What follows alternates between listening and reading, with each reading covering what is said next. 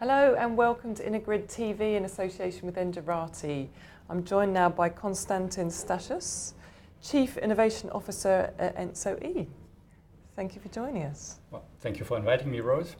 I think the clue to our conversation today is in your job title, innovation. Innovation, yeah. Yeah, that's one of the things I'm happy about in this year's InnoGrid. I mean, this is the 6th year. I've seen it grow over the times. We have all been hoping for many years that the smart grid concept, the smart grid research enters into reality and makes things better for us, makes system operation easier, planning better, and ultimately cheaper and more reliable for the customer. And some of us have become impatient with more and more research projects, and then we don't see the actual implementation. But the pilots, the demonstration projects that are being reported in InnoGrid every year, they're getting bigger and bigger, they're getting more and more meaningful, they're getting closer and closer to the real market. And what I think makes a big difference there is the smart meter rollout. Of course, smart grids is much more than just smart meters. But without the smart meters, it's hard to allocate to the customer for his decisions the real value in the system. If he saves energy consciously during a time of scarcity and a price spike, he needs to be rewarded for that. And without the smart meter registering that, he has no chance. But now the smart meter rollout in many countries is in full-fledged, and it's coming in. The countries are agonizing and designing their data hubs, distribution system-led, transmission system-led. It doesn't matter. The IT infrastructure and the smart meters together form a foundation. Then we're seeing more and more also startups which then program the apps for your smartphone with which the customer can really start making decisions if he wants to. He's free to. Let's just go back to, mentioned about research projects. Yeah. At this event, there's been 24 projects showcased, many funded by Horizon 2020 stimulus, I suppose.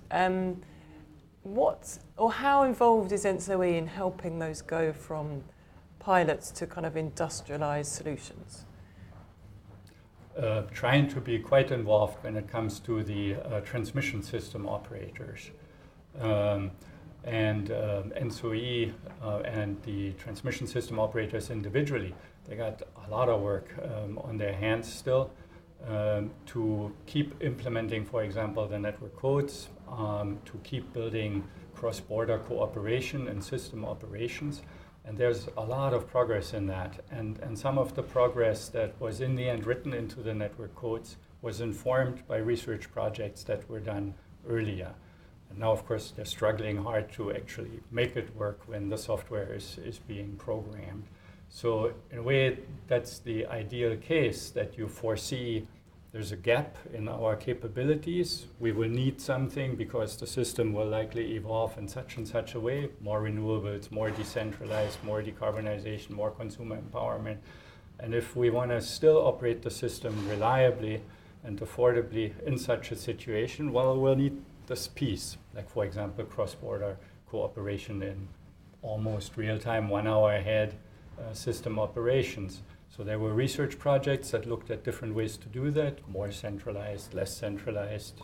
We learned something from it. We decided on a way forward, and that's now being implemented. So that's just one important example out of many of how it's supposed to work, and if the research is successful, often does work. But to make this decarbonization a reality while still having reliability and affordability in the markets, there's so many things we need to do. And in the ETIP's net, we have prioritized 39 different research topics where we still need to make progress over the next 3 years. Elaborate a bit more on that. You're chair of that ENTSO-E part-funded project, isn't it? Yeah. It's the ETIP Smart Network for the Energy Transition. Yeah. Can you just give us a bit more detail about the... Yeah, I'm really happy about the foundation a year ago by the European Commission of a whole bunch of ETIPs, European Technology and Innovation Platforms. There's some for the resources, solar, wind, for urban energy and things like that. And one of them is smart networks for energy transition. And it says two things very consciously. It says for energy transition. So it's not just we're trying to use the newest technology to do things better. No, we're doing all that with the purpose of the energy transition, less and less carbon emissions from the energy sector. And the other thing that's important about the ETIP-SNET, and different from the two predecessor organizations which it consolidated, namely the ETP Smart Grids and the EEGI, the European Electricity Grids Initiative, was that those were focused on the electricity grids almost exclusively, lately with a bit of storage also. But we know that energy is much more than electricity.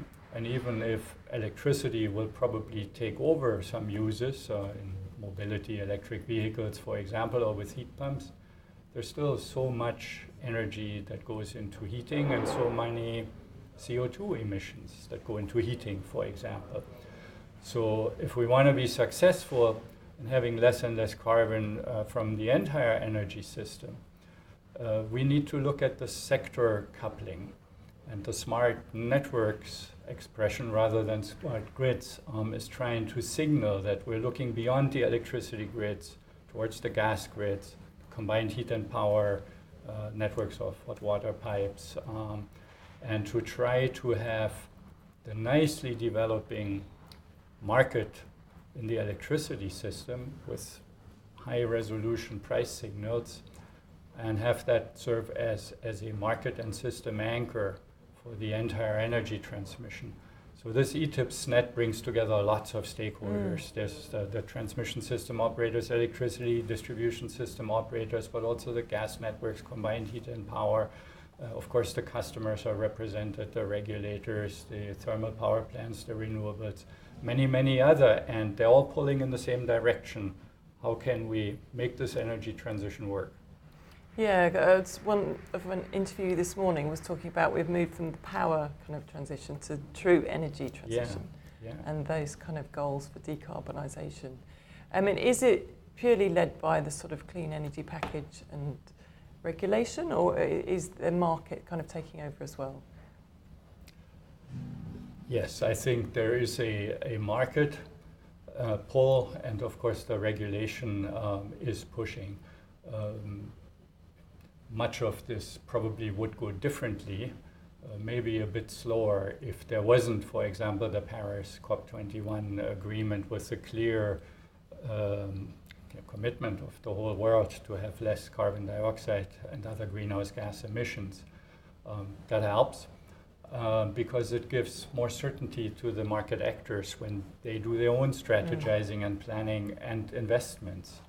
But of course also the digitalization, the computer power, the communications power having become so cheap over the last 10, 20 years. Without that, it's almost unthinkable to go into the many, many market actors and the system still hanging together reliably, day after day, year after year. So this and the market design, the clear European Union reliance on markets to solve the electricity and gas energy issues. Those three things complement each other really well.